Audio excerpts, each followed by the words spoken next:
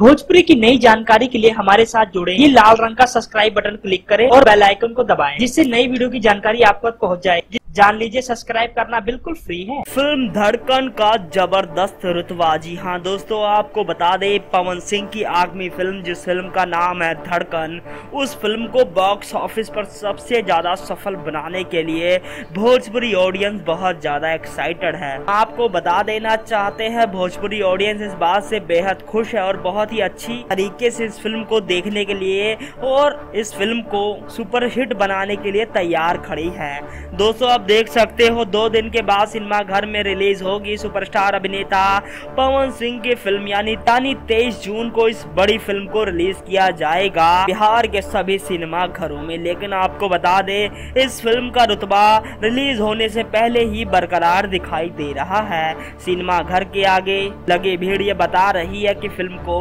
Super duper hit successful होना पड़ेगा।